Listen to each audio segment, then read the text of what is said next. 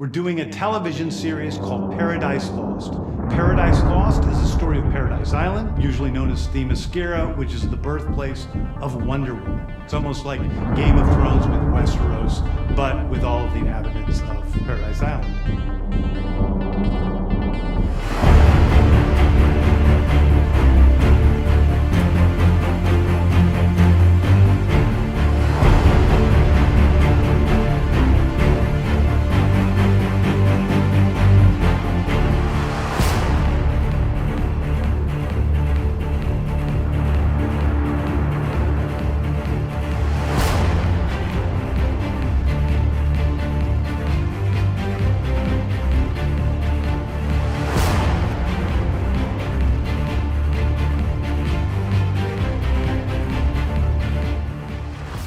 Wonder Woman is another one of DC's iconic characters from its 85-year history.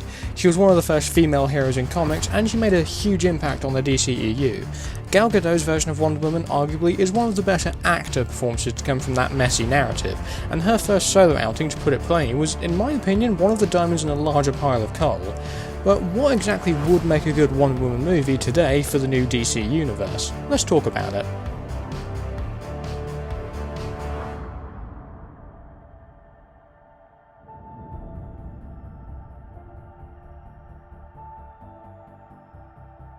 Now, the DCEU, to put it plainly, is one of the biggest mixed bags in superhero cinema since Iron Man 3.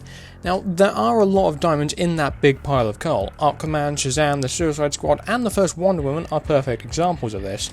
Movies that lean into the comic book feel of the character, like Gunn's Suicide Squad, or movies that have some incredible action, like Aquaman and the first Wonder Woman. Now, there are people out there who never liked Gal Gadot as Diana, and I can understand where some of those people come from. While her solo movie did well, the sequel, set in 1984, did horrendously, which is down to a few factors, with the most obvious being a global pandemic. But outside of that, her other performances were actually very welcome, with her cameos in Shazam 2 and The Flash being very welcome surprises for me.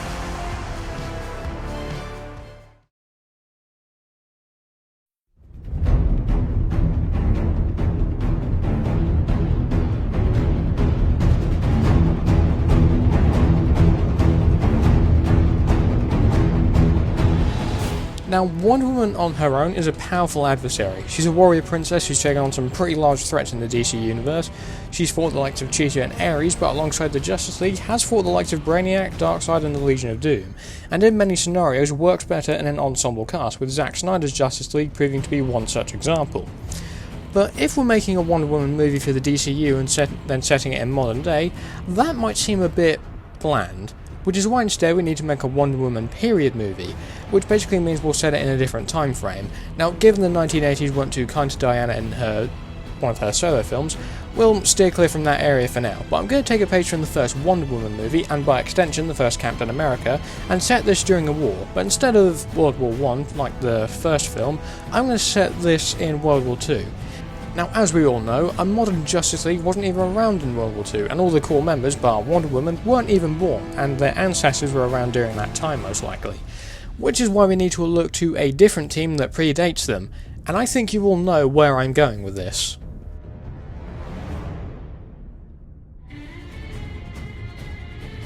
The Justice Society of America, in my opinion, are a team that has been very overlooked in live action.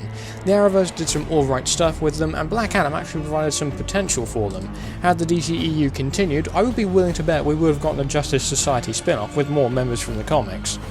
Now, arguably one of the only good things about Black Adam was the Justice Society. Aldous Hodge's Hawkman was brilliantly cast, and Pierce Brosnan's take on Kent Nelson was simply perfect for me. And I hope those two castings especially will carry over into the DCU, as it would be a shame to see such perfectly cast characters go to waste. So now we're making a Wonder Woman movie where Diana leads the Justice Society into battle during World War II.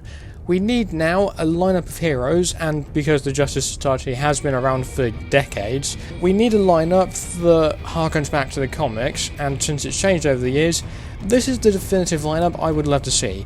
Dr. Fate, Stargirl, Hawkman, Wildcat, Jay Garrick, Red Tornado, and Stripe. For those who don't know, Stripe is a giant mech suit from the Stargirl TV show, but that mech does exist in the comics. Just go watch the Justice League animated show or go read some Stargirl comics. Now, I feel like a lineup of heroes like this can not only provide a lot of unique action, But these heroes can also act as further ways to expand the DCU. Jay Garrick, of course, is a part of the Flash family, plus Dr. Fate can act as a backdoor to the mystical corner of the DCU with John Constantine and Zatanna, who I hope eventually show up in the DCU at some point. But how will this work? Well, I think it's important to have the JSA already be an established team, as they deal with strange phenomena throughout the war at the request of the US government.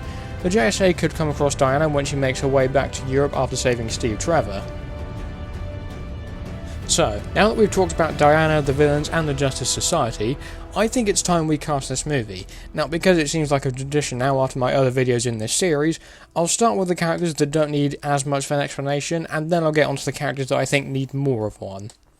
So starting off with the Justice Society, for Dr. Fate I'm going to carry over Pierce Brosnan from Black Adam, and I'll do the same for Hawkman and carry over Aldous Hodge. For Jay Garrick I've cast Sam Rockwell, for the voice of Red Tornado I've cast Jeff Bennett, who I think would also do the mocap work for the character as well. For Ted Grant, aka Wildcat, I've cast Timothy Oliphant, and I'm going to carry over Breck Basinger from the TV show as Stargirl, because I feel like she was perfectly cast there. Moving on to the remaining characters, for Steve Trevor, I wanted someone who could emulate what Chris Pine did in the first Wonder Woman, which is why I cast Chase Crawford for the role. Now, you'll know Crawford for his role as an Aquaman parody in The Boys, but I've seen a few people fan cast him as Steve Trevor, and to me, he can give the stern but comedic portrayal that I think Steve needs in this movie. Now, casting Wonder Woman is going to be difficult because I find it all the more likely that Gal Gadot could be coaxed back to join the DCU, but let's say she decides not to. We'll need to find someone that can play Diana. Some people have suggested Ana de Armas, which I wouldn't be opposed to, as I could see her using her accent in the role. Kobe Smulders is a good shout, and nearly played Diana in a scrap Wonder Woman movie by Joss Whedon, which probably wouldn't have been the best idea, and I think she turned down the role anyway.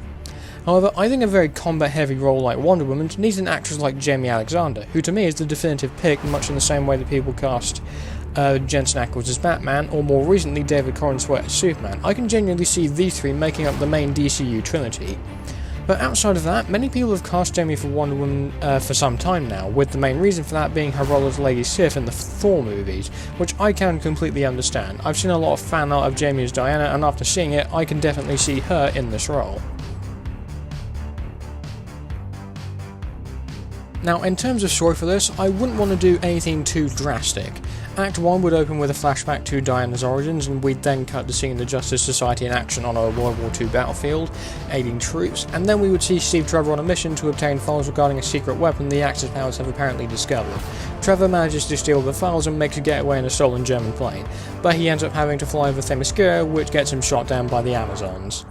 This is how Diana would meet Steve for the first time, and Steve would explain how the rest of the world are at war with a dangerous adversary, and Diana plans to help get Steve home and join the fight herself. She obtains her sword, the Lasso of Truth, and her iconic outfit, and this is what actually ends Act 1.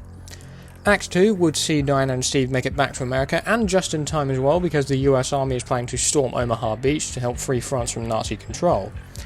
Diana steps up to help, and Steve's general, who was initially opposed, eventually gives permission since the other quote-unquote superhumans are also planning to storm the beach themselves with the troops. We would then see Steve and Diana meet the Justice Society, with Diana actually knowing who Dr. Fate is, due to having heard legends about the Helm of Nabu when she was a child. The rest of Act 2 will see Diana, Steve and the Justice Society strategizing their attack with Stargirl, Dr. Fate, Stripe and Red Tornado, fighting the aerial threats, while the rest of the heroes fight on the ground. Diana believes this strategy will work, and so they all set out to join the troops storming Omaha Beach. And now we come to Act 3, which will focus solely on the Omaha Beach landings. The reason I chose D-Day as the film's climax is because I feel it would be very similar to the No Man's Land scene from the first Wonder Woman, where we would see Diana kicking ass on the battlefield, and the opening fight on Omaha Beach with her and the Justice Society is meant to evoke that. Anyway, the JSA makes it past enemy lines, and they all start destroying the Nazis' weaponry and discover that the Germans have been experimenting with atomic weaponry. Now, this is also a reference to the fact that the Germans were also working on atomic weaponry during World War II before the Americans perfected that tech. Thank you, Oppenheimer. And this bomb, while not as powerful as a nuke, has enough destructive force to destroy a major city, which would give the Germans the power they need to win the war.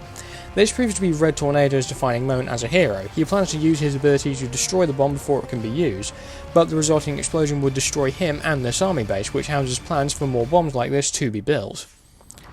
After fighting off a majority of the troops, the JSA retreat while Red Tornado destroys the Nazi outpost, sacrificing himself to free the people of France from German oppression. And that's really what I would personally do with a Wonder Woman movie, if given the chance. I also want to say a huge thanks to Mitch from Superframe, whose videos on his own DC Universe gave me the confidence to start this series, so thanks to him for that. But for now, thanks for watching, and don't forget to like and subscribe, but in the meantime, I'll see you all soon, and take care.